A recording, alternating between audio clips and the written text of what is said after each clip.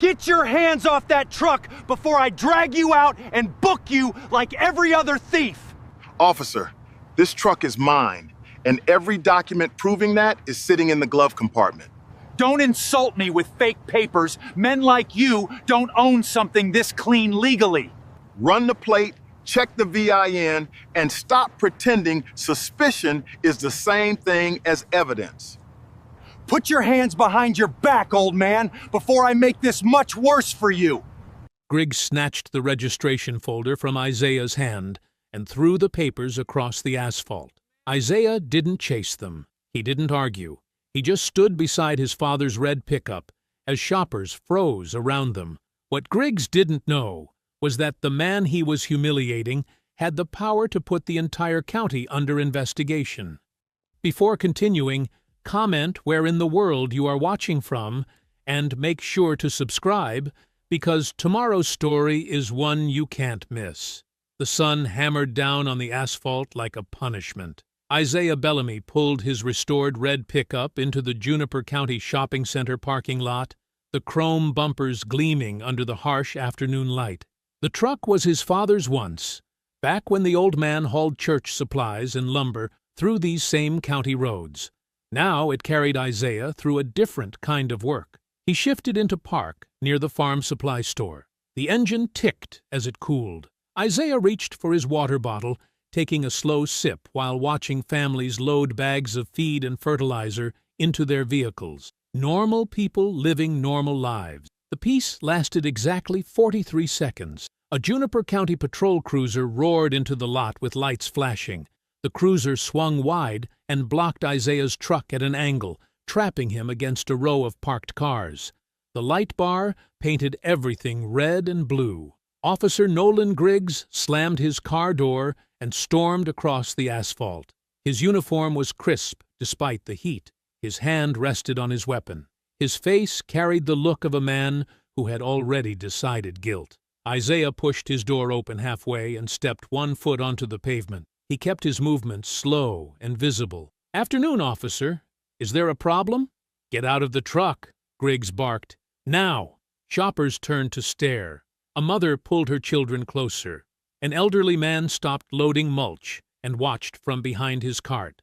The farm supply store's automatic doors kept opening and closing as people stepped outside to see what was happening. Isaiah remained calm. "I'm asking what the problem is." "The problem is you're driving a stolen vehicle." Griggs pointed at the red pickup like it was evidence of murder. "This truck was reported stolen less than 10 minutes ago." "That's not possible." Isaiah's voice stayed level. "This truck is mine. It's registered in my name. I have the documents in the glove compartment." "Sure you do." Griggs laughed, but there was no humor in it. "Every truck thief says that." "I'm not a truck thief." "Yeah? Then how does a man like you end up with a truck this clean?" The words hit the air like a slap. Isaiah felt every witness hear them. He noticed badge number 347. He noticed the store's security cameras pointed toward the lot. He noticed the cruiser's number painted on the rear bumper. He noticed the exact position of Griggs' body cam. "A man like me?" Isaiah asked quietly. "Don't play games. You know what I mean." Another cruiser pulled into the lot. Sergeant Clay Rourke stepped out, already moving like Isaiah was guilty. Rourke was older than Griggs, with gray at his temples and cold eyes that had seen too much and cared too little. "What do we have?" Rourke asked. "Stolen vehicle," Griggs said. "Suspect claims it's his." "It is mine," Isaiah said. "Let me show you the registration." "Keep your hands where I can see them," Griggs snapped. "You don't reach for anything unless I tell you to." Isaiah raised his hands slightly. The crowd was growing. People whispered to each other. Someone held up a phone, maybe recording. Rourke walked around the truck, studying it like he was appraising evidence. "Nice vehicle. Too nice for some people." "Some people?"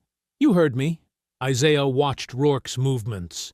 He noticed how the sergeant positioned himself to block one of the security cameras. He noticed how Griggs kept shifting his weight, aggressive and eager. These men had done this before. "The registration is in the glove compartment," Isaiah said again, "along with insurance and maintenance records." "I bet it is," Griggs sneered.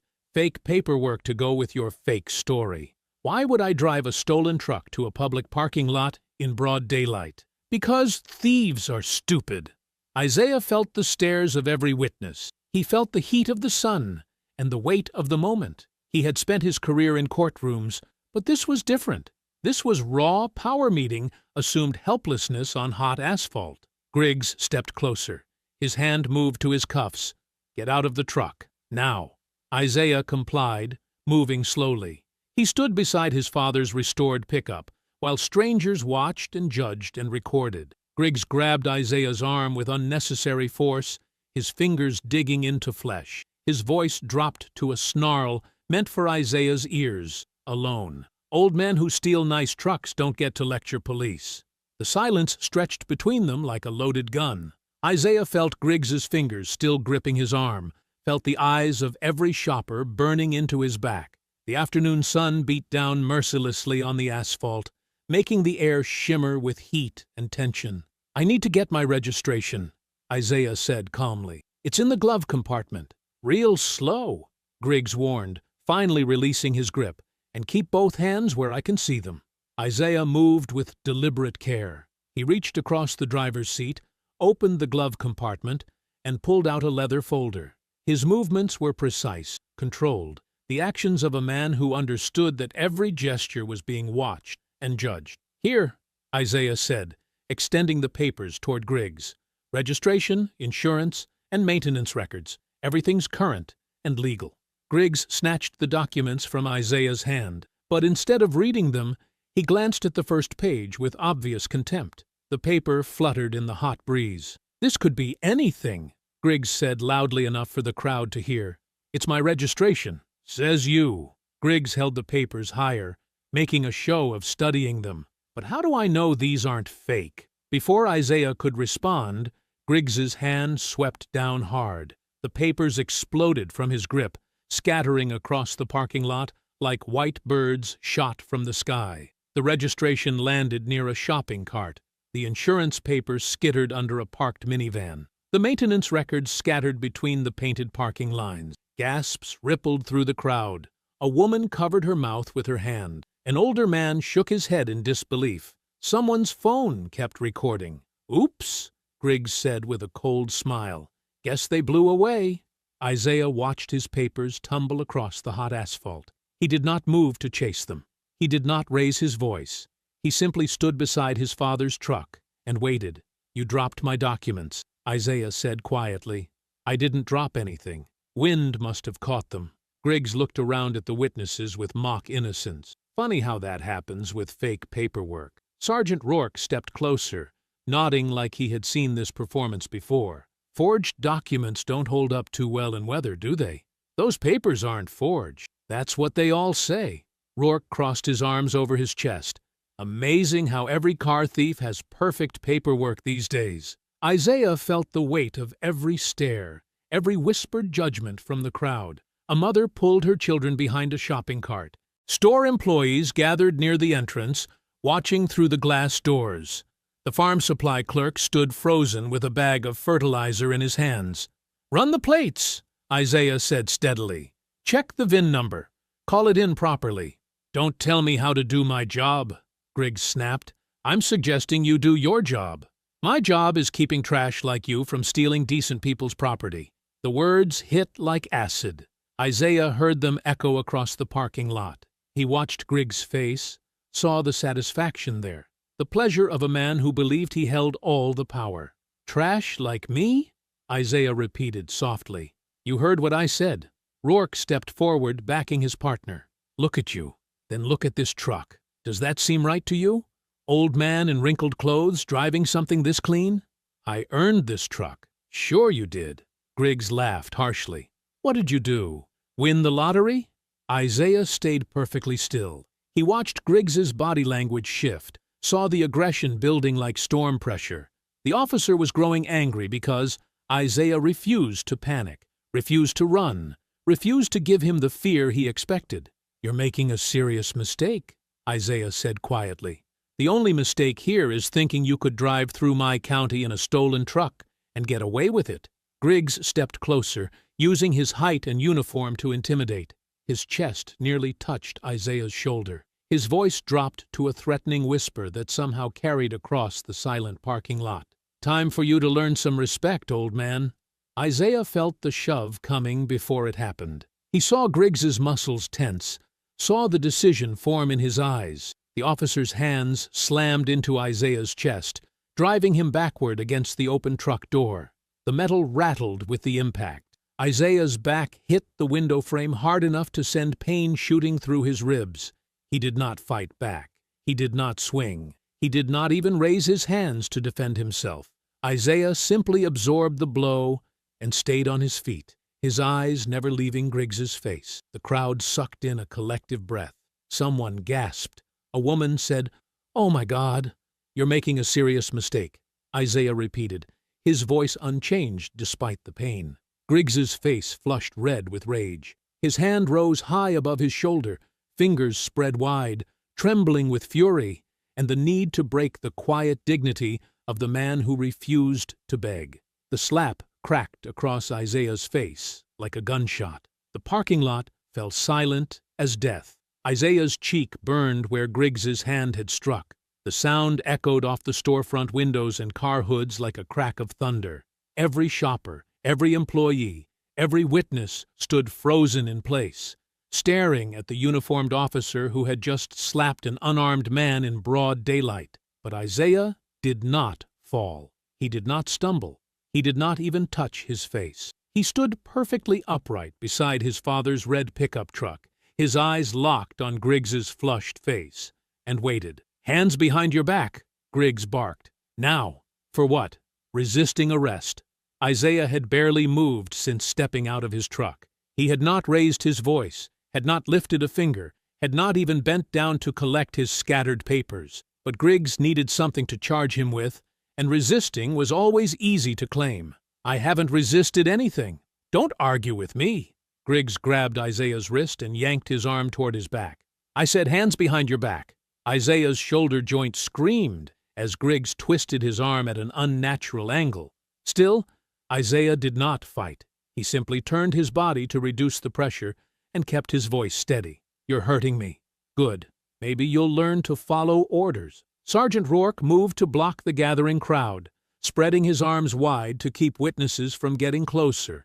His patrol car radio crackled with routine traffic, but he ignored it. This was taking too long. Too many people were watching. Too many phones were recording. "Move along, folks," Rourke called to the crowd. "Police business." Near the farm supply store entrance, manager Lorraine Massey clutched her keys with white knuckles. She had watched the whole confrontation unfold from behind the glass doors. She had seen Griggs slap the papers from the man's hands, had seen the shove, had heard the crack of the slap that made her flinch. Her security cameras were recording everything. She knew she should step forward, should say something, should demand these officers explain themselves. But she also knew what happened to people who crossed the Juniper County Sheriff's Department. Her nephew had lost his tow truck after filing a complaint about aggressive stops. Her friend's restaurant had faced sudden health inspections after questioning a deputy's behavior. Lorraine's store depended on local customers, local permits, local goodwill. So she watched, and she stayed silent, and she hated herself for it. Griggs forced Isaiah against the truck again, pressing his face toward the red paint. "This truck is being impounded as evidence. You're going to county lockup for theft, resisting, and whatever else I can think of on the way." Isaiah felt the metal door handle dig into his ribs. Griggs's breath was hot against his ear, carrying the smell of coffee and satisfaction. The officer was enjoying this. He was feeding on the power, the control, the way an entire parking lot of people watched him dominate a man who could not fight back. "You made the wrong choice coming through my county, old man." Isaiah's mind stayed sharp despite the pain. He memorized Griggs' badge number, 347. He noted Rourke's patrol car, Unit 23. He counted the security cameras visible from this angle, 4, including one mounted on a light pole that had a clear view of the entire confrontation.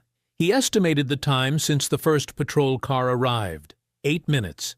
He catalogued every witness face, every phone recording, every detail that would matter later. "Before you impound anything," Isaiah said quietly, "I need you to retrieve something from the passenger seat." "I'm not retrieving anything for you." "Sergeant Rourke," Isaiah called, turning his head toward the other officer. "There's a leather folder on the passenger seat. Please get it before anyone touches the truck further." Rourke smirked and walked around to the passenger side. "What, your fake insurance papers? Your stolen receipts?"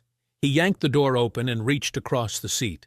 The leather folder was right where Isaiah had said it would be. Brown, worn, with official-looking documents visible through the clear plastic sleeve on top. Rourke lifted it out and flipped it open with the confidence of a man who had seen every scam, every lie, every desperate attempt to avoid arrest. He expected to find forged registration papers or counterfeit insurance cards or maybe a fake business license that some fool thought would impress small-town cops. Instead, his face went completely white. His hands began to shake. The folder nearly slipped from his fingers. "Griggs," he whispered, his voice barely audible. "What?" "Griggs." Rourke's voice cracked. He stared at the credentials in his hands like they might burst into flames. "Griggs, you need to see this." But Griggs was still pressing Isaiah against the truck, still drunk on his own authority, still believing he held all the power in this parking lot confrontation. "Whatever it is can wait. I'm booking this thief." "Griggs!" Rourke's shout cut across the parking lot like a whip crack. The fear in his partner's voice finally got through. Griggs looked up, saw Rourke's pale face and trembling hands, and felt the first cold touch of doubt creep up his spine. "Griggs," Rourke whispered again, staring at Isaiah with visible terror. "This man is the State Attorney General." Rourke read the credentials again. His eyes moved across the official seal, the photograph, the signature, the expiration date that was still 2 years away. His mouth opened and closed like a fish pulled from water. State Attorney General Isaiah Bellamy. The words came out in broken pieces. Rourke looked at Isaiah, then back at the folder, then at Isaiah again. The confident smirk had melted off his face completely. His hands shook so badly the leather folder rustled. "That's impossible." "Read it again," Isaiah said quietly. Rourke did. The credentials were real. The photograph matched. The signature was embossed. Every detail was perfect because every detail was legitimate. Griggs still had his fist twisted in Isaiah's shirt, but his grip was loosening. "What are you talking about? What credentials?" "This man," Rourke whispered, "is the State Attorney General." The words hit Griggs like a physical blow. His face went through a series of expressions: confusion, disbelief, recognition, and finally, raw terror. His hand fell away from Isaiah's shirt, as if it had caught fire. Isaiah straightened his collar slowly. His movements were deliberate, calm, almost gentle. He brushed a piece of lint from his green polo shirt and adjusted his stance. The red mark on his cheek from the slap was still visible, but his expression remained perfectly controlled. "Officer Griggs," Isaiah said, his voice carrying the same quiet authority it had held throughout the entire confrontation. "Do you still believe this truck is stolen?" Griggs' mouth worked soundlessly. He looked at Rourke, at the folder, at the growing crowd of witnesses, at the security cameras mounted on the light poles. Everything had changed in the space of 30 seconds, but the evidence of what he had done was written across Isaiah's face and recorded by 4 different camera angles. There was a report." "Yes, there was." Isaiah's tone remained conversational. "We'll be discussing that report very thoroughly." From the farm supply store entrance, Lorraine Massey finally found her courage. She had watched a man get slapped, humiliated, and assaulted in her parking lot while she did nothing. The shame burned in her chest like acid. But now, with the officers looking terrified instead of confident, she stepped forward. "The store cameras got everything," she called out, her voice shaky but determined. "Every second of it. The slap, the shove, all of it." Griggs spun toward her, desperation making him aggressive again. "Get back inside. This is police business." "Ma'am," Isaiah said calmly, not raising his voice but somehow making it carry across the entire parking lot, "please don't move." Lorraine stopped where she was. Griggs looked back and forth between them, realizing he had no authority left. The state attorney general had just countermanded his order in front of witnesses, and there was nothing he could do about it. The sound of another patrol car pulling into the parking lot made everyone turn. This vehicle was different, newer, cleaner, with extra antennas and emergency lights. A man in a pressed uniform climbed out, moving with the smooth confidence of someone accustomed to fixing problems before they became scandals. Sheriff Hollis Vardell was 58 years old, silver-haired, and had perfected the art of looking concerned without actually feeling concern. He strode across the parking lot with his hands raised in a gesture of calm authority, his face arranged in an expression of professional regret. "Gentlemen, gentlemen," Vardell said, his voice carrying the practiced warmth of a man who gave speeches at civic functions and posed for photographs with youth groups. "What seems to be the situation here?" Isaiah studied the sheriff's approach. Everything about Vardell was calculated. The timing of his arrival, the tone of his voice, the way he positioned himself between Isaiah and the crowd. This was not a man who had rushed to the scene in response to radio chatter. This was a man who had been waiting for a phone call. "Sheriff Vardell," Isaiah said. "I'm Attorney General Isaiah Bellamy." Vardell's expression shifted to one of surprised recognition, though Isaiah noted the surprise looked rehearsed. "Attorney General Bellamy, what an unexpected honor. I had no idea you were visiting our county." "I don't believe I announced my visit." "Of course not. Of course not." Vardell spread his hands in a gesture of understanding. "I can only imagine what kind of misunderstanding brought you into contact with my officers. Please accept my sincere apologies for any confusion." The word confusion hung in the air like smoke. Isaiah felt his cheek where Griggs had slapped him. He looked at the registration papers still scattered across the pavement. He thought about Rourke's hands on his truck, Griggs's fist in his shirt, the crowd of witnesses who had watched him get humiliated. "Confusion," Isaiah repeated. "Exactly. An unfortunate misunderstanding that I'm sure we can resolve quickly and quietly." Isaiah's voice remained perfectly level. "Sheriff, who entered the stolen vehicle alert for this truck?" The question cut through Vardell's smooth apologies like a blade. The sheriff's smile flickered for just a moment before reasserting itself. "Well, I'd have to check with dispatch, of course. These things happen so quickly in the field. I'd appreciate that check." Vardell reached for his radio, but Isaiah held up a hand. "I'll wait." The sheriff spoke quietly into his radio, requesting the information. The response crackled back through the speaker, audible to everyone standing nearby. "Unit 17 to Sheriff. The stolen vehicle alert for the red pickup was entered at 2:47 p.m. through the restricted LEO channel. Alert originated from your direct access terminal." The parking lot went completely silent. Isaiah looked at his watch. It was 2:51 p.m. 4 minutes, he said quietly. The alert was entered 4 minutes before Officer Griggs arrived. The Juniper County impound lot sat behind a chain-link fence topped with razor wire, surrounded by weeds and broken asphalt. Isaiah followed the tow truck in a state vehicle, watching his father's red pickup disappear behind the gate, like evidence being swallowed by a machine designed to make things vanish. Sheriff Vardell had insisted the truck needed to be towed for verification of ownership and inspection for evidence tampering. The excuse was tissue thin, and everyone knew it. Isaiah's registration was legitimate. His identification was unquestionable. But Vardell had smiled his practiced smile and explained that proper procedure required a thorough examination, especially given the serious nature of the allegations. "We'll have your vehicle back to you within the hour, Attorney General," Vardell had promised, his voice dripping with false courtesy. "Just want to make sure everything is properly documented for our reports." Isaiah had agreed because he wanted to see what they would do next.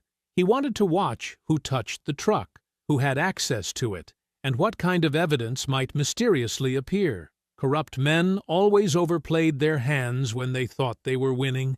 The tow yard gate clanged shut behind them. Isaiah parked his state vehicle where he could observe the entire lot through the fence. The facility was larger than he had expected, filled with dozens of vehicles in various states of abandonment. Rusted sedans with missing tires, SUVs with shattered windows, pickup trucks that looked like they had been seized yesterday and forgotten for months. Sergeant Clay Rourke took charge immediately, his clipboard in hand like a weapon of bureaucratic authority. He barked orders at the tow truck driver, directing him to park Isaiah's pickup in the center of the lot, where it would be visible from all angles, but difficult for anyone unauthorized to approach. "Nobody touches that vehicle without my direct supervision," Rourke announced to the small crowd of impound workers. "This is evidence in an active investigation." Isaiah noticed how the workers avoided eye contact with Rourke, how they moved with the careful efficiency of people who had learned not to ask questions. One woman in particular caught his attention, a thin, nervous-looking clerk in her 30s who kept glancing at the red pickup with something that looked like fear.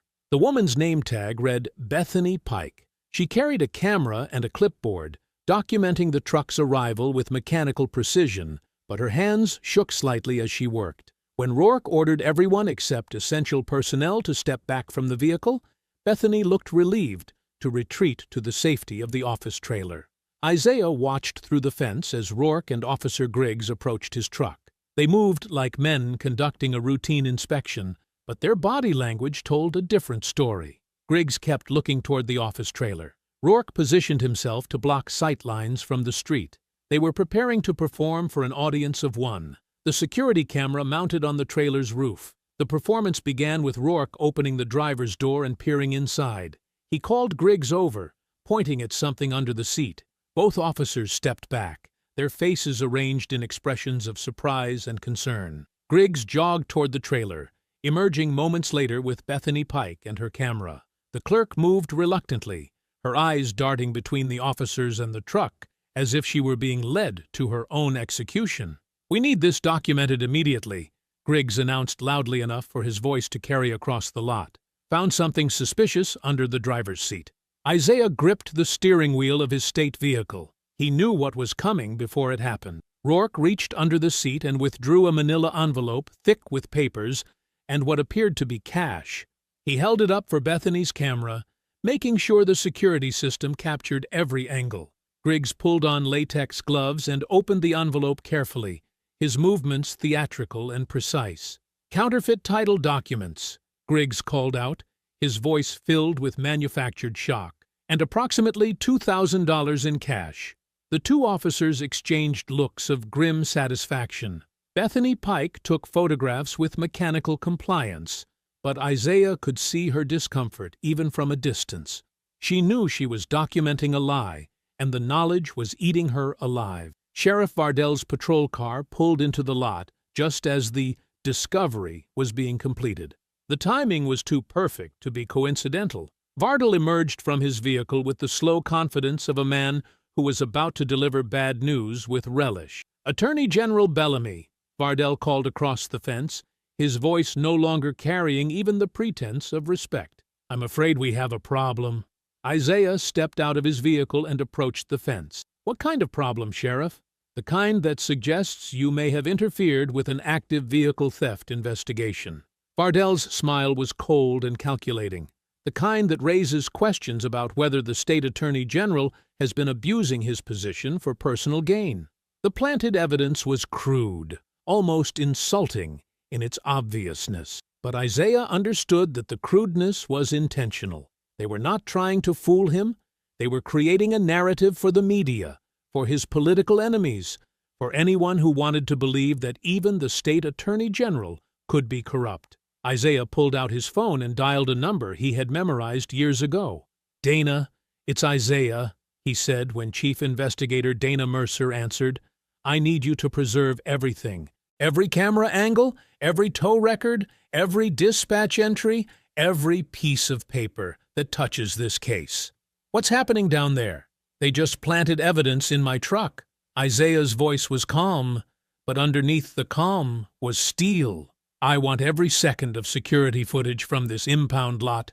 I want the chain of custody for that envelope. I want to know who had access to my vehicle and when." "Are you safe?" "For now. But Dana, this wasn't random. Someone knew I was coming. As night fell over the impound lot, Isaiah stood by the fence watching his father's truck sit under harsh fluorescent lights like a piece of evidence in its own frame-up. The red paint gleamed under the artificial glare, beautiful and defiant, despite everything they had tried to do to it. Sheriff Vardell and his officers had made their move. They had turned a simple traffic stop into an elaborate setup designed to destroy Isaiah's credibility before he could expose whatever they were hiding in Juniper County. But they had also made a crucial mistake. They had assumed Isaiah would react with anger, that he would fight back immediately and publicly, giving them the spectacle they needed to complete their narrative. Instead, Isaiah Bellamy did what he had always done when facing corrupt power. He watched, he learned, and he began to plan their destruction with the patience of a man who had spent his entire career turning other people's lies into their own chain. The stop had been staged from the beginning. Someone had wanted the state attorney general humiliated, discredited, and neutralized before he could threaten whatever criminal enterprise was operating under Juniper County's badge. Now Isaiah knew he was not just investigating police corruption, he was fighting for his own survival in a war that someone else had started. That evening, Isaiah and Dana Mercer set up a temporary command room inside a quiet hotel conference room near the Juniper County Courthouse. The fluorescent lights buzzed overhead as they arranged folding tables and chairs in the sterile space that smelled of stale coffee and industrial carpet cleaner. Isaiah had chosen the location carefully. The hotel was far enough from the sheriff's department to avoid unwanted surveillance, but close enough to the courthouse to maintain legitimacy. More importantly, it was neutral ground where witnesses might feel safer speaking the truth. Dana spread files across the table with methodical precision. She was a woman who believed in action, in swift justice, in making corrupt officials pay immediately for their crimes. Her dark hair was pulled back severely, and her expression showed barely contained fury at what had happened to her boss. "We should hold a press conference tonight," Dana said, not for the first time. "Get ahead of whatever narrative Vardell is spinning. Show the world what they did to you." Isaiah shook his head as he taped photographs to the wall. The images told a story: his red truck in the parking lot, Griggs approaching with aggressive body language, the scattered papers on the pavement, the moment of the slap captured by a bystander's phone camera. "That's exactly what Vardell wants," Isaiah replied. "He wants me angry. He wants me reactive. He wants the story to become about my response instead of their corruption." He stepped back from the wall and studied the timeline he was building. Each event was marked with precise timestamps, location data, and witness information. The restricted alert at 2:47 p.m., Griggs' arrival at 2:51 p.m., the backup arrival at 2:54 p.m., the planted evidence discovery at 6:23 p.m. "Look at this pattern," Isaiah continued, pointing to the timeline. "The parking lot stop, the restricted alert, the tow yard search, the planted envelope. Each step was planned. Each step had backup ready. This wasn't Griggs acting alone." Dana pulled out her laptop and began cross-referencing dispatch records. The stolen vehicle alert came through a terminal that requires supervisor approval. Griggs couldn't have entered it himself, which means someone with authority wanted me stopped before I could begin my investigation. The hotel room felt small and cramped, but it was secure. Isaiah had learned long ago that justice was built in quiet rooms like this one, with patient people gathering facts that could not be denied or twisted. Courtroom victories happened in places like this, not in front of television cameras. Dana's phone buzzed. She answered quickly, speaking in low tones before hanging up. "That was Lorraine Massey from the farm supply store," Dana reported. "She confirms the security footage was backed up automatically to their cloud server before local officers requested access. They can't alter what's already stored off-site." Isaiah felt the first piece of solid ground beneath his feet. Digital evidence with timestamps and chain of custody. Video that showed exactly what happened, exactly when it happened, and exactly who was responsible. A soft knock interrupted their planning. Dana checked the peephole before opening the door to reveal an elderly black woman with silver hair and steady eyes. She carried an old canvas folder that looked like it had survived decades of careful handling. "Marlene Whitaker," the woman introduced herself, stepping into the room with quiet dignity. "Retired court clerk. I heard you might need some help understanding what's been happening in this county." Isaiah gestured to a chair. "Please sit down. Tell us what you know." Marlene settled herself carefully and opened the canvas folder. Inside were photocopies of court records, auction notices, seizure reports, and property transfers. The documents were organized with the precision of someone who understood exactly how bureaucratic corruption operated. "Juniper County has been stealing vehicles from black residents for years," Marlene said matter-of-factly. "They use fake stops, inflated fees, and rushed auctions. They make the paperwork so confusing that people give up fighting. They schedule hearings during work hours when folks can't attend. They charge storage fees that double every week until the vehicle is worth less than the debt." She spread the documents across the table like evidence in a trial. Each page told the same story: traffic stops that escalated into seizures, families who lost transportation, elderly residents who couldn't navigate the legal maze designed to defeat them. "How many vehicles?" Dana asked. "In the past 5 years? At least 40 that I could document. Probably twice that many where the records were sealed or destroyed." Isaiah studied the patterns emerging from Marlene's files. The seizures clustered around election years. The auction buyers were often connected to county employees or their families. The legal challenges were routinely dismissed on technical grounds that prevented appeals. "This is systematic theft," Isaiah said quietly. "They're not just taking individual vehicles, they're destroying people's ability to work, to take their children to school, to get medical care." Marlene reached into her folder again and pulled out a photograph. It showed a white passenger van with New Hope Baptist Church painted on the side in blue letters. She placed the photo on the table with careful deliberation. "They took this from us, too." The next morning, light filtered through the hotel conference room's thin curtains, casting long shadows across the scattered documents that had become Isaiah's temporary war room. Coffee cups and legal pads covered every surface. 2 state investigators, Marcus Webb and Jennifer Torres, had driven down from the Capitol overnight, bringing additional resources and fresh eyes to examine Marlene's carefully preserved records. Isaiah sat at the head of the small table, his reading glasses perched on his nose as he reviewed file after file. Each document told the same story with minor variations, like a script that had been performed dozens of times with different actors, but the same tragic ending. "Walk us through the pattern again, Mrs. Whitaker," Isaiah said, his voice calm but focused. "I want to make sure we understand every step." Marlene opened her canvas folder and pulled out a thick stack of photocopied traffic citations. Her fingers moved with the practiced efficiency of someone who had spent decades organizing court records, finding connections that others missed or chose to ignore. "It starts with the stop," she began, laying out the first document. "They target older vehicles driven by black residents. Not junkers that might actually be suspicious, but decent vehicles that people worked hard to afford. Griggs or one of his officers claims the driver is nervous. The registration looks questionable, or the VIN might be altered."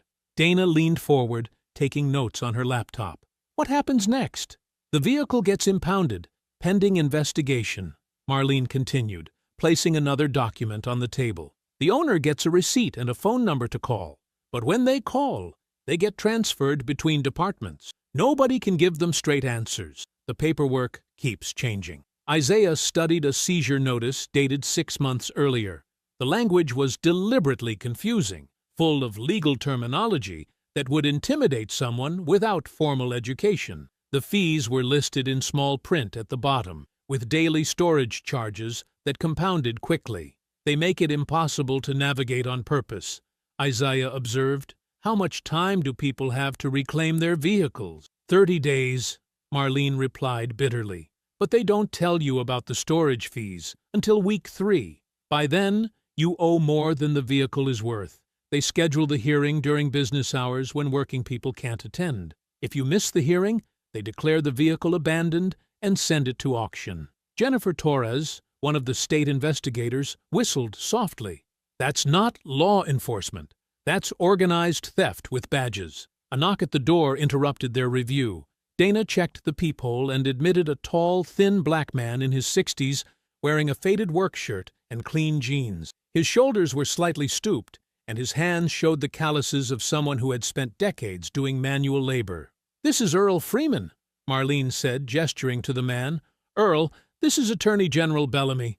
Earl approached hesitantly, his eyes moving from Isaiah to the scattered documents.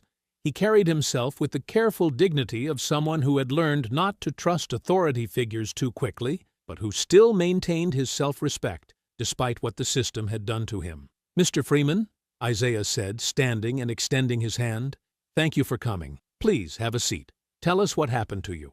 Earl shook Isaiah's hand firmly, but remained standing for a moment, studying the room. Finally, he pulled out a chair and sat down, his posture straight, despite the weight of exhaustion that seemed to surround him. "It was my work van," Earl began, his voice steady but carrying years of suppressed anger.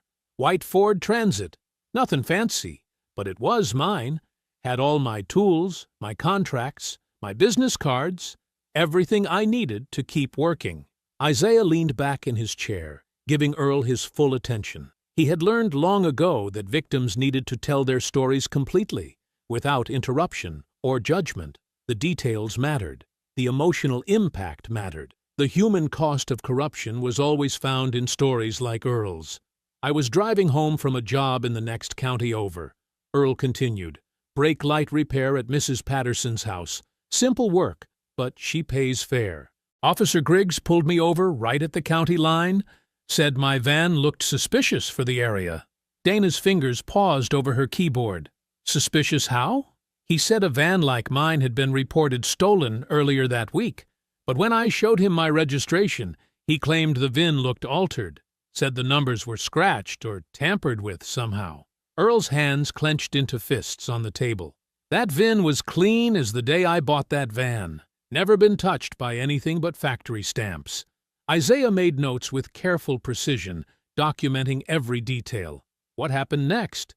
"Van got towed to the county impound. Griggs said it would just take a day or two to verify the VIN with the manufacturer." "That was 6 months ago." Earl's voice cracked slightly. "Lost 3 major contracts because I couldn't haul my equipment. Lost my insurance because I couldn't make payment. Lost my apartment because I couldn't make rent without work." The room fell silent except for the scratch of Isaiah's pen and the quiet hum of Dana's laptop. Marcus Webb, the other state investigator, pulled out his phone and began cross-referencing Earl's story with the seizure records Marlene had provided. "The storage fees kept climbing," Earl continued, "started at $50 a day. Then they added investigation fees and processing charges. By the 3rd week, I owed more than I paid for the van originally. They said I could get it back if I paid the full amount. But where was I supposed to get $2,000 without my tools or my business?" Isaiah set down his pen and looked directly at Earl. "Mr. Freeman, I need you to think carefully about this next question. During your interactions with the county, did you hear the same names mentioned repeatedly?"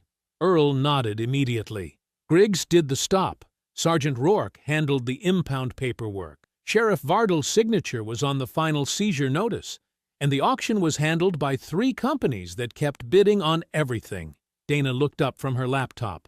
"Do you remember the company names? Valley Auto Salvage, Premium Vehicle Recovery, and Juniper Holdings," Earl recited without hesitation. "Same 3 buyers at every auction. They'd bid low, split up the vehicles among themselves, then resell them for full market price." Isaiah felt the familiar tightness in his chest that came when a case began to crystallize. Individual acts of corruption were bad enough, but systemic theft required coordination, planning, and protection from higher authorities. "Mrs. Whitaker," Isaiah said, turning back to Marlene, "do you have records showing who owns those auction companies?" Marlene smiled grimly and pulled another stack of documents from her folder. "Secretary of State business filings, tax records, and campaign finance reports. It took me months to trace the connections, but the paper trail is all here." Dana moved to the wall where they had posted their timeline and began adding new names, dates, and connections. The pattern was becoming clear. Traffic stops led to seizures. Seizures led to auctions. Auctions led to the same buyers.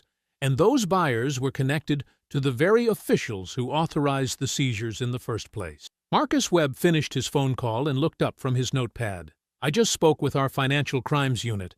They can have forensic accountants here by tomorrow to start tracing money flows." "Good," Isaiah replied.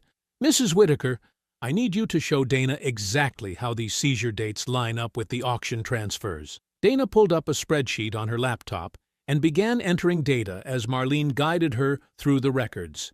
Vehicle seized on Monday, auction notice filed on Tuesday, hearing scheduled for the following month, auction held 2 days after the hearing whether the owner appeared or not. The pattern was so consistent it looked like a business model, rather than law enforcement procedure. "Isaiah," Dana said quietly, her eyes fixed on her screen, "you need to see this." She turned the laptop toward him, displaying a comparison chart she had created. The seized vehicles were repeatedly sold to companies connected to Sheriff Vardal's campaign donors. That afternoon, Isaiah and Dana moved from the hotel to the county records annex, a squat brick building behind the courthouse that smelled of old paper and industrial disinfectant. Marlene walked ahead of them down a narrow hallway lined with metal filing cabinets, her footsteps echoing against the linoleum floor. "Most people don't know this place exists," Marlene said, pulling a ring of keys from her pocket. "The county moved all the computerized records to the main building years ago, but the old paper files are still here. They figured nobody would bother looking through boxes of handwritten ledgers." She unlocked a heavy door marked Archive Storage and flicked on fluorescent lights that buzzed and flickered before settling into harsh white illumination. The room was filled with metal shelving units stretching from floor to ceiling, each one packed with cardboard boxes, bound ledgers, and manila folders thick with dust. Dana coughed as particles swirled in the air. "How far back do these records go?" 1967, Marlene replied, walking toward the back corner of the room. "I've been coming here for months, pulling files whenever I had a few hours free. The county clerk's office is too busy to pay attention to one old woman looking through forgotten paperwork." Isaiah followed her past rows of boxes labeled with years and case numbers until she stopped at a section marked Vehicle Seizures and Impounds. The shelves here were less organized, with ledgers and loose papers mixed together in no apparent order. "The oldest seizure records are in these ledgers," Marlene said, pulling out a thick book bound in cracked leather. "I started here because I wanted to see how long this has been going on." She opened the ledger to a page marked with a yellow sticky note. Isaiah moved closer to read the faded handwriting, and his breath caught in his chest. There, in neat cursive under a date from 32 years earlier, was his father's name, Abraham Bellamy, red Ford pickup, suspicious ownership inquiry, County Road 47, Deputy H. Vardal investigating. Isaiah stared at the entry, his hands trembling slightly as he reached for the ledger. The same truck they had accused him of stealing yesterday had once been targeted when his father was alive. Deputy H. Vardal had to be Hollis Vardell, decades before he became sheriff. "They've been doing this for over 30 years, Dana whispered, reading over his shoulder. Isaiah's jaw tightened as the implications settled in his mind. The corruption wasn't recent. It wasn't opportunistic. It was generational, passed down from one administration to the next, like a family business. Marlene pulled another file from the shelf, this one much thinner and more recent. "There's something else, Isaiah. Something I didn't know how to tell you at the hotel." She opened the file and pointed to a request form dated 7 years earlier. The paper was cleaner than the old ledgers, printed on official letterhead rather than handwritten. Isaiah read the document header, Records Access Request, Confidential Investigation. Then he saw the signature at the bottom, and his world shifted beneath his feet. The request was signed by Naomi Bellamy, his late wife. "Your wife requested copies of these same seizure records," Marlene said quietly. "She came here about 8 months before she died, asked specifically for vehicle seizure patterns, auction records, and any complaints filed against the sheriff's department. Isaiah gripped the filing cabinet to steady himself. Naomi had never mentioned investigating Juniper County. She had been working on civil rights cases, focusing on voting access and housing discrimination. But here was proof she had been digging into the same corruption that brought him here. Did she say why she needed the records? Dana asked. Marlene shook her head. She just said she was following up on a client complaint, asked me to keep the request confidential because the investigation was sensitive. Isaiah forced himself to breathe slowly, fighting the emotions threatening to overwhelm him. Naomi had died in a car accident on a rainy night, her vehicle sliding off a winding county road into a deep ravine. The state police had ruled it weather-related, no signs of foul play, just another tragic reminder to drive carefully in bad conditions. But now, holding this file, Isaiah wondered what Naomi had discovered about Juniper County. Had she found evidence of the seizure racket? Had she identified the network of officials and auction companies? Had someone learned about her investigation? Dana moved beside him and opened the file wider, scanning the approval signatures on Naomi's access request. Her finger stopped at the bottom of the form, where a familiar signature appeared in blue ink. "Isaiah," she said, her voice barely above a whisper. "Look at who approved her access to the files." Isaiah looked down at the signature approving access to the files. Victor Harrow, his trusted senior counsel. The same Victor Harrow who knew Isaiah's travel schedule. The same Victor Harrow who had access to confidential investigation plans. The same Victor Harrow who could have arranged for a stolen vehicle alert to be entered into the restricted police channel. Isaiah realized someone inside his own office may have known about Juniper County for years. The Juniper County Civic Auditorium buzzed with tension as residents filed into folding chairs under harsh fluorescent lights. Sheriff Hollis Vardell stood against the side wall in his pressed uniform, arms crossed and chin raised like a man certain of victory. Officer Nolan Griggs positioned himself nearby, also in uniform despite being on administrative leave, wearing the smug expression of someone who believed public humiliation worked both ways. Sergeant Clay Rourke leaned against the wall behind them, scanning the crowd with calculating eyes. All three men watched Isaiah Bellamy enter through the back door, followed by Dana Mercer and Marlene Whitaker carrying her worn canvas folder. The room fell silent as Isaiah walked down the center aisle. Whispers followed him, pointing fingers. A few residents nodded respectfully, but most stared with the wary curiosity of people watching a man they had been told was dangerous. Mayor Patricia Henley called the meeting to order from the podium, her voice tight with nervous authority.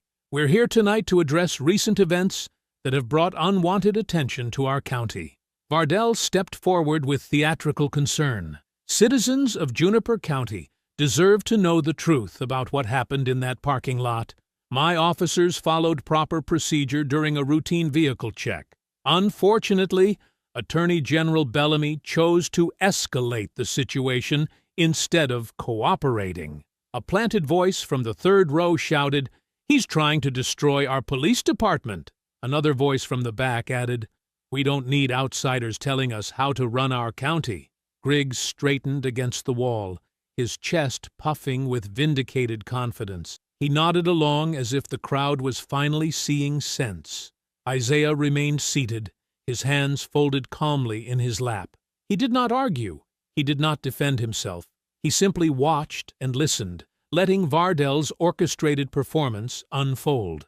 "This man abused his power," declared a woman Isaiah recognized from earlier research as the wife of one of Vardell's auction buyers. "He's using his office to get revenge for being treated like everyone else." Griggs actually smiled now, believing the momentum had shifted permanently in his favor. Isaiah rose slowly and walked to the podium. The room tensed, expecting anger or defensiveness. Instead, Isaiah spoke in the same calm voice he had used in the parking lot. "I'm not here to defend myself," he said simply. "I'm here to listen to you." He gestured toward Marlene, who stood and walked to the front of the room carrying her folder. "Ma'am, would you please tell these folks what you told me?" Marlene opened her folder and spread the first document on a small table beside the podium. Her voice carried the steady authority of someone who had spent decades keeping accurate records. 34 vehicles seized from black residents in the past 3 years, she began, reading from her notes. 17 work trucks, 8 family cars, 5 church vans, 4 motorcycles belonging to veterans. The planted voices tried to interrupt, but Marlene continued without pause. Every seizure followed the same pattern: minor traffic stop, suspicion of stolen property, impossible paperwork requirements, storage fees that doubled every week, rushed auctions with 3 days' notice. She held up a receipt. Earl Freeman's work van, seized during a routine stop for supposedly altered VIN numbers, sold at auction for $800 to Meridian Auto Sales. Earl Freeman stood in the middle section, his weathered hands shaking slightly. That van was worth $12,000. I used it to fix people's roofs, their plumbing, their electrical work. Lost everything when they took it. His voice grew stronger. Took me 30 years to build my business. Officer Griggs destroyed it in one afternoon. Griggs's smile faded. He shifted uncomfortably against the wall. Another resident stood, then another. Martha Washington rose and said they took her son's motorcycle after claiming it matched a theft report from 2 counties over. James Mitchell stood and described losing his pickup after Rourke said the registration looked suspicious. The atmosphere in the room shifted like weather changing. Fear transformed into outrage. Planted voices fell silent as real voices grew louder. "How many families did they rob?" someone called out.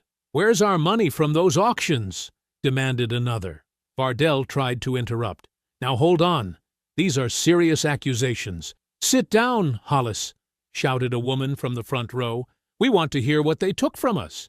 Marlene spread more documents across the table. Auction records, title transfers, bank deposits showing the money flowing to the same 3 companies. Shell corporations connected to Vardell's campaign contributors.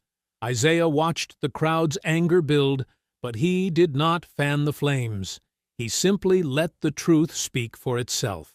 "I'm requesting an emergency preservation order from the state court," Isaiah announced calmly. "All seizure records, all auction documents, all body cam footage, all dispatch logs will be protected, pending a full investigation." Vardell stepped forward, his face red with controlled fury. "You can't just—" "I can," Isaiah said simply, "and I will." He turned and looked directly at Officer Nolan Griggs, who stood frozen against the wall as his confidence cracked like ice under pressure. "This investigation is no longer about one truck." Late that same night, Isaiah and Dana packed their files in the hotel command room with the focused urgency of lawyers preparing for war. The town hall had shifted everything. Real victims had spoken. Real evidence had surfaced.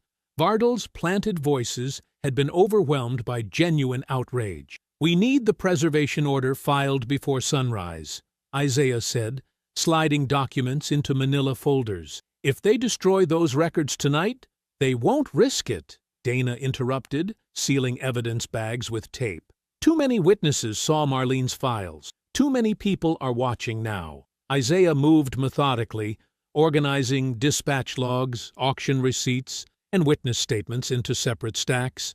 His movements were calm, but his eyes held the sharp focus of a man who understood time was running out. Dana's phone rang at 11:47 p.m. She answered on the second ring, then froze. "Fire department dispatch. The county evidence room is burning." They were in Isaiah's rental car within minutes, racing through empty streets toward the sheriff's office. Orange light flickered against the courthouse windows 3 blocks away. Smoke rose in thick columns against the dark sky. Isaiah pulled into the parking lot as volunteer firefighters aimed hoses at the rear wing of the building. Sheriff Vardell stood near the main entrance in hastily dressed civilian clothes, talking rapidly with the fire chief. His expression showed the right mixture of shock and concern. Dana grabbed Isaiah's arm as they climbed out of the car. "Look at Rourke." Sergeant Clay Rourke stood 20 yards from the evidence room entrance, arms crossed, watching the flames with the calm detachment of a man observing someone else's problem. His uniform was too clean for someone called out of bed for an emergency. Isaiah walked directly toward Vardell, ignoring the heat and smoke. "What happened?" "Electrical accident," Vardell said immediately, his voice carrying practiced authority. "Old wiring in the evidence storage area. We're lucky it didn't spread to the main building." "Where's the body cam server?" Vardell's pause lasted half a second too long. "Storage room. Same area that caught fire." "And the impound records?" "Evidence filing cabinets, probably damaged by smoke and water." Isaiah studied Vardell's face in the flickering light. "What about the envelope from my truck?" "Gone," Vardell said with false regret, "along with most of the seized vehicle documentation from the past 6 months." Dana moved closer to Rourke, pretending to watch the firefighters while listening to his radio conversations. He was too calm, too prepared, like a man who had expected this call. Isaiah's phone buzzed at 12:23 a.m. Dana saw his expression change as he answered. "Mr. Bellamy, this is County General Hospital. We have Marlene Whitaker in the emergency room. She was in a car accident about an hour ago. She's asking for you." The drive to the hospital took 12 minutes. Isaiah found Marlene conscious but battered, her left arm in a sling and her forehead marked with stitches. She gripped his hand when he approached the bed. "Wasn't no accident," she whispered, her voice hoarse but determined. "Big truck forced me off Mill Pond Road, right after I called your voicemail." "What did you find?" "The hidden owner, the name behind all the shell companies." Her eyes were sharp despite the pain medication. "It goes higher than Vardell. Someone in your office has been protecting this whole operation." Isaiah felt cold certainty settle in his chest. "Who?" Before Marlene could answer, Isaiah's phone rang again. Victor Harrow's name appeared on the screen. Isaiah answered carefully. "Isaiah, thank God you're okay." Victor's familiar voice carried concern that sounded genuine. "I just heard about the fire and Marlene's accident. You need to step back from this case immediately." "Why?" "An ethics complaint was filed against you 3 hours ago. Abuse of office, personal vendetta, improper use of state resources. The review board wants your emergency powers suspended, pending investigation." Isaiah stared through the hospital window, at the orange glow still visible above the courthouse. Smoke drifted across the parking lot like fog. "Who filed the complaint, Victor?" "I can't say yet, but Isaiah, this looks bad, really bad. You need to let someone else handle Juniper County before they destroy your career." Isaiah ended the call and stood in the quiet hospital room. Marlene watched him with worried eyes. Dana moved beside him, understanding, without words. The enemy had reached inside his own office. The hotel command room smelled like stale coffee and marker ink when Isaiah returned at dawn. Dana had already spread fresh files across the conference table, her laptop open to arrest records and incorporation documents. Dark circles under her eyes showed she had not slept. "Marlene's car was totaled," Dana said, handing Isaiah a paper cup of black coffee. "But the state police recovered her folder from the passenger seat." Isaiah set down the coffee without drinking and examined the damaged manila folder. Water had soaked through most pages, turning careful handwriting into gray smudges. Auction notices had dissolved into pulp. Court records were unreadable. Years of Marlene's patient documentation destroyed in one night. But at the bottom of the folder, sealed inside a clear plastic sleeve, one document remained untouched. Isaiah pulled it free and spread it on the table. The page showed a flow chart drawn in Marlene's precise handwriting, connecting shell company names to auction brokers to bank account numbers. Red arrows pointed from seized vehicles to final buyers. At the top of the page, circled twice in black ink, was a name that made Isaiah's chest tighten. Victor Harrow. Dana leaned over his shoulder. The profits from the seizure auctions went through 3 shell companies before landing in accounts tied to Victor's consulting firm. Marlene tracked the paper trail back 4 years. Isaiah studied the flow chart without speaking. His trusted senior counsel, the man who had attended Naomi's funeral, who knew Isaiah's travel schedule, who had access to sealed investigative files. The betrayer had been sitting across from him in staff meetings for years. "We arrest him today," Dana said, her voice hard with anger. "Right now, before he destroys whatever's left." "No," Isaiah moved to the evidence board and began organizing the surviving documents with methodical care. He separated confirmed facts from reasonable suspicions. He drew new timeline connections. His hands remained steady, but Dana saw the muscle working in his jaw. Isaiah, he set you up. He leaked your route to Vardell, triggered the false stolen truck alert, probably arranged for Marlene's accident too. I know. Then why aren't we moving on him? Isaiah taped Marlene's flowchart to the center of the board, then stepped back to study the full pattern. Shell companies, auction records, bank transfers, and at the heart of it all, Victor's careful signature on documents that should never have crossed his desk. Because Victor is not just stealing money, Isaiah said quietly. He's been protecting this operation from inside the Attorney General's office. If we arrest him now, he'll claim he was conducting his own investigation. He'll destroy files we haven't found yet. He'll turn this into a jurisdictional fight that takes months to resolve while Vardell and his people scatter. Dana poured herself more coffee, frustrated but listening. What's your plan? Isaiah pulled out his phone and dialed Victor's direct number. When Victor answered, Isaiah forced exhaustion into his voice. Victor, it's Isaiah. I need your advice. Of course. How are you holding up after last night? Not well. The ethics complaint, the fire, Marlene's accident. Maybe you're right. Maybe I pushed too hard, too fast. Victor's relief was audible through the phone. You did the right thing calling me.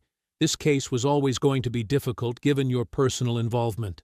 I'm thinking about returning to the capital. Let someone else handle the seizure investigation. That's probably wise. Take some time. Let the review board see you're not pursuing a vendetta. Isaiah met Dana's eyes across the table. She understood the performance, but clearly hated it. There's just one thing I want to wrap up first. Isaiah continued. Juniper County is holding an emergency auction tomorrow for disputed vehicles, including mine. I'd like to attend, maybe get some closure before I step back. Of course, that sounds reasonable. After hanging up, Isaiah turned to Dana. Now we let every corrupt player gather where they feel safest.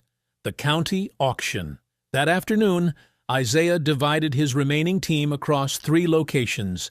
He sent 2 state investigators to secure the farm supply store footage. Dana would handle the tow yard and pressure Bethany Pike for the truth. Isaiah himself would meet Marlene at her church, where she claimed to have hidden backup files years earlier.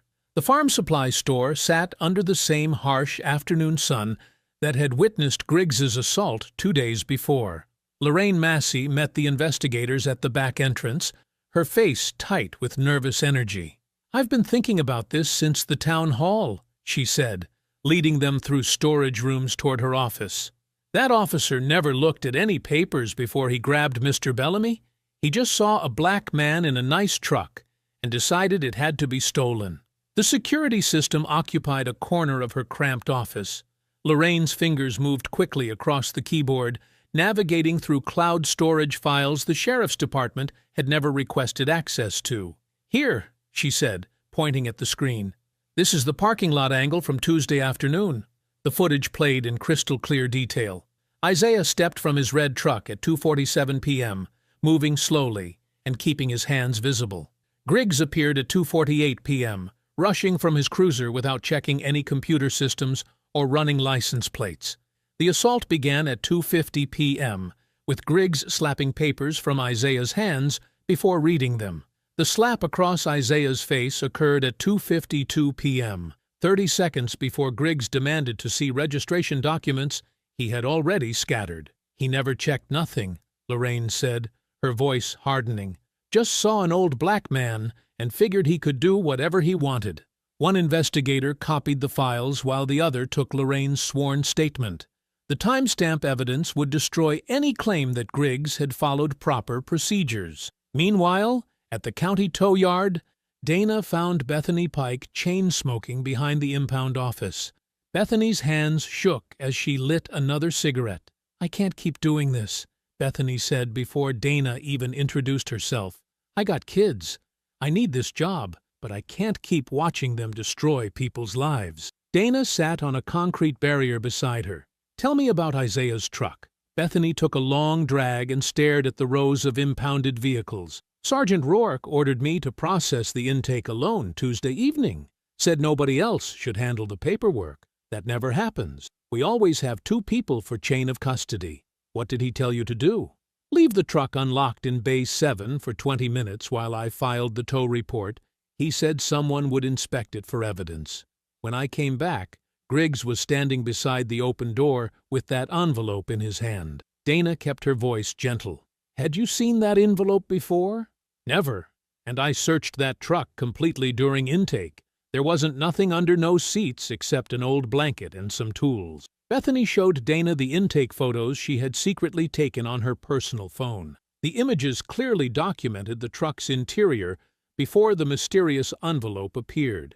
Why did you take pictures? Because Rourke been making me falsify reports for months, saying vehicles had damage they didn't have, claiming we found drugs or weapons that nobody found. I started keeping records because I knew somebody was going to blame me when it all came out. At Marlene's church, Isaiah followed the elderly woman down narrow basement steps into a storage room that smelled of dust and old hymnals. Boxes lined concrete walls beneath low ceiling pipes. I've been copying county records for 15 years, Marlene explained, moving choir robes aside to reveal file boxes underneath. Every auction notice, every seizure report, every suspicious title transfer. Nobody pays attention to old church ladies asking for public documents. Isaiah opened the first box and found meticulous records organized by year and case number. Marlene had documented the entire evolution of Juniper County's vehicle seizure operation. Here's what you need, she said, handing him a thick folder. Every vehicle seized from black families since 2018, cross-referenced with auction buyers and final ownership transfers. The pattern was undeniable. Seized vehicles consistently sold to the same 3 shell companies for prices far below market value. Those companies immediately transferred ownership to local dealers connected to Vardell's political donors. They've been stealing from us for years, Marlene said quietly, taking cars from people who couldn't afford lawyers, then selling them cheap to their friends. Later that evening, Isaiah's red truck was finally returned under court order. Sheriff Vardell personally delivered the keys with a tight smile, claiming all verification procedures had been completed. Isaiah inspected the vehicle carefully in the hotel parking lot. The exterior showed no damage, but he noticed scratches around the door handles where multiple people had accessed the interior. They went through every inch of this truck, Dana observed. Isaiah nodded, then knelt beside the driver's seat. His fingers found the concealed latch his father had built into the floor decades earlier, hidden beneath the carpet edge. The small compartment opened to reveal a waterproof case. Inside was a thumb drive labeled NB Insurance in his late wife's careful handwriting. Dana connected the drive to her laptop while Isaiah sat in the passenger seat. The files opened to reveal hundreds of scanned documents, seizure records, bank statements, shell company filings, and handwritten notes in Naomi's precise script. The notes told a devastating story. Naomi had discovered the first version of Vardell's vehicle racket years earlier, connecting illegal seizures to money laundering through Victor Harrow's consulting firm. She had been building a case when her car skidded off a rural road during a winter storm. Isaiah stared at his wife's final notes, dated just 3 days before her death. She had written, "Victor approved sealed warrant requests he should never have seen. He's protecting them from inside our office." Isaiah touched the laptop screen gently, tracing the words his wife had written to expose the truth. "I promise you," he whispered, "this case will finally be finished." The next morning, Isaiah sat in the hotel lobby with his shoulders slightly slumped, projecting the image of a defeated man. He had chosen a public table near the window where passing county employees could see him checking out, his luggage stacked beside his chair. Word spread quickly through Juniper County's government offices. The state attorney general was leaving town. Sheriff Vardell wasted no time capitalizing on Isaiah's apparent retreat. By noon, he had called an emergency press conference announcing an accelerated auction of disputed vehicles, including several still under legal challenge. "We cannot allow bureaucratic delays to burden county taxpayers," Vardell declared to local reporters. "These vehicles have been properly processed through established procedures, and they will be sold this Saturday as scheduled." Officer Griggs appeared on WJNP radio that afternoon, his voice cocky and vindictive. "The Attorney General thought he could come into our county and throw his weight around," Griggs said. "But the truth came out. He overplayed his hand, and now he's running back to the Capitol with his tail between his legs. I expect we'll get an official apology soon enough." Victor Harrow called Isaiah twice that day, each conversation more insistent than the last. "Isaiah, you need to distance yourself from this situation," Victor said during the second call. "Let the Civil Rights Division handle it from here. Your personal involvement has compromised the integrity of any potential case." Isaiah let exhaustion creep into his voice. "Maybe you're right, Victor. The ethics complaint, the planted evidence, the fire, it's all too convenient. Someone's been feeding them information." "What do you mean?" Victor's tone sharpened slightly. "Nothing concrete," Isaiah replied carefully. "Just a feeling that they've been one step ahead from the beginning, like they knew I was coming before I even arrived." Victor's pause lasted a beat too long. "You're probably just tired. Get some rest, and we'll reassign this when you're back in the Capitol." While Isaiah played his part as the defeated Attorney General, Dana worked with methodical precision in the background. The backup footage from the farm supply store provided clear evidence of assault and false arrest. Bethany Pike's sworn statement detailed how Rourke ordered her to leave Isaiah's truck unattended. Marlene's duplicate records connected years of illegal seizures to the same auction buyers. Most damaging were Naomi's old files from the hidden compartment, which traced financial transfers from shell companies back to Victor Harrow's consulting accounts. Dana obtained sealed warrants for conspiracy, civil rights violations, money laundering, and racketeering. She coordinated with state police commanders who moved their units into position overnight, staging in neighboring counties to avoid detection by Vardell's network. The pieces were falling into place with surgical precision. That evening, Isaiah walked alone to his red truck in the hotel parking lot. He ran his hand along the restored fender his father had once dented, hauling lumber for their church. Tomorrow would bring justice or failure, vindication or disgrace. He thought of Naomi's careful handwriting on those hidden files, documenting corruption she never lived to expose. He thought of Earl Freeman losing his livelihood to Griggs' lies. He thought of Marlene nearly dying because she refused to let powerful men steal from her community. Isaiah stood beside the red truck at dawn, knowing the next day would decide everything.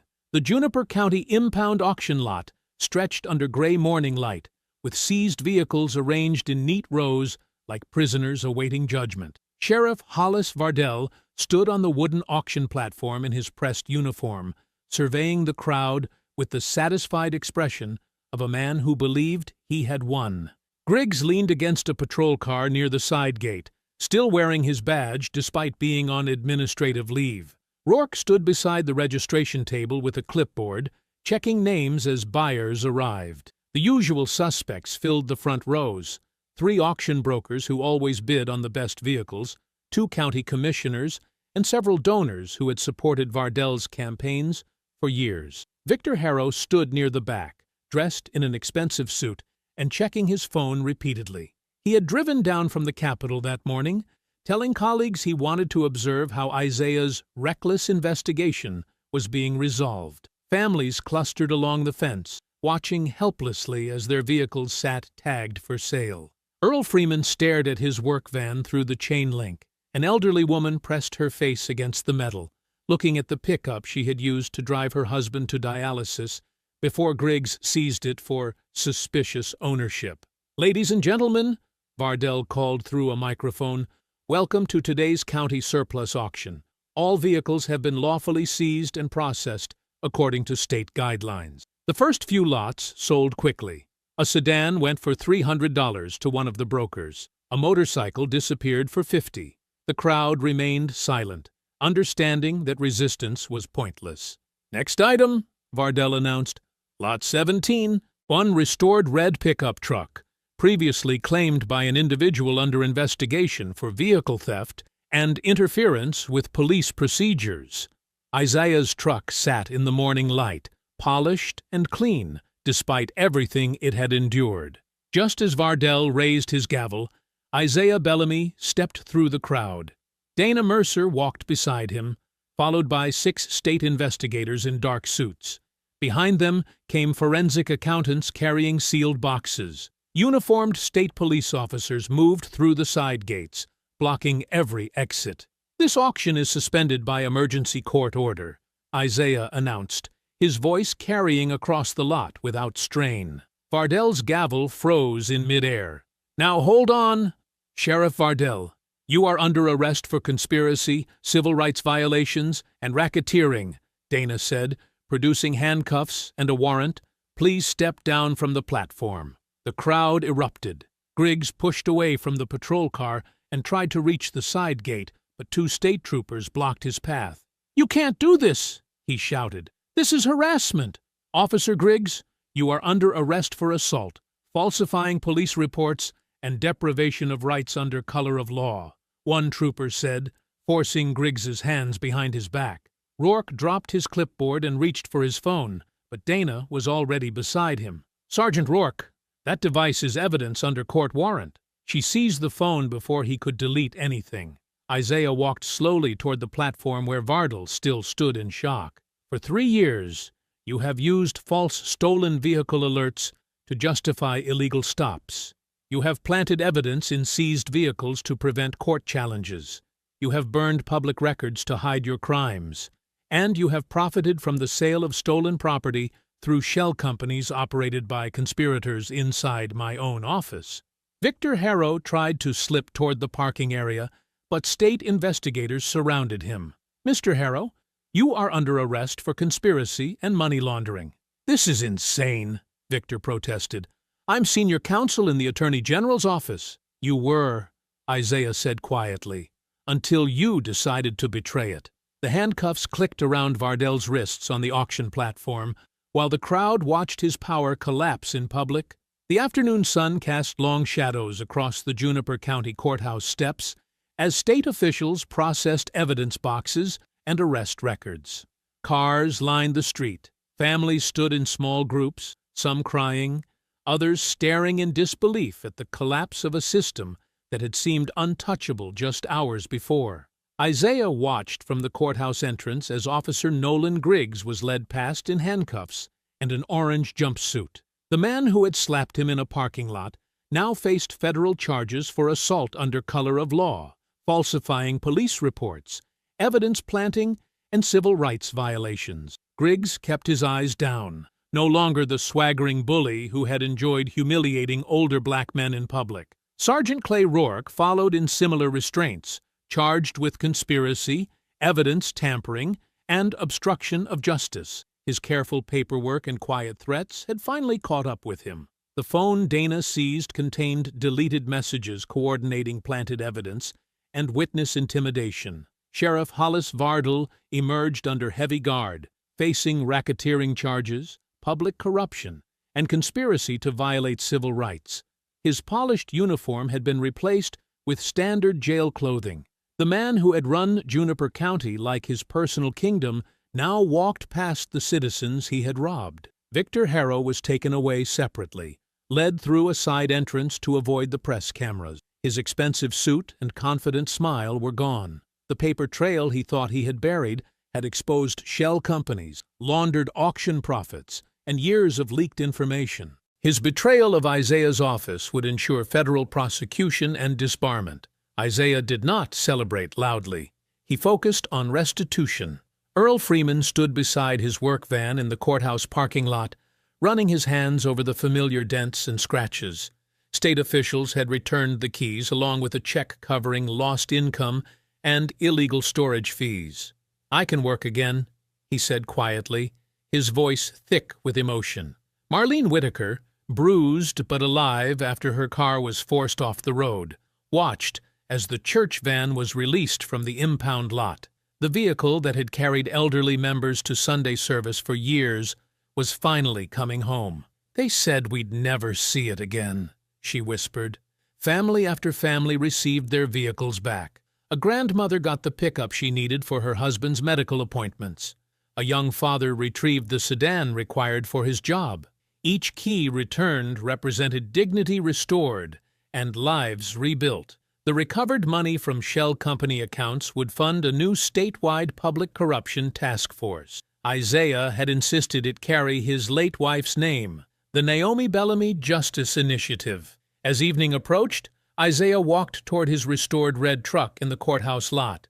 The same vehicle that had triggered this entire confrontation now sat clean and returned, its ownership finally undisputed. He climbed into the driver's seat and started the engine. Through the courthouse windows, Griggs watched from a holding cell as Isaiah drove slowly past. The old black man he had tried to humiliate was leaving as the state attorney general who had destroyed an entire corrupt network. Isaiah did not look back at him. He simply drove away. If you enjoyed the story, leave a like to support my channel and subscribe so that you do not miss out on the next one. On the screen, I have picked 2 special stories just for you. Have a wonderful day.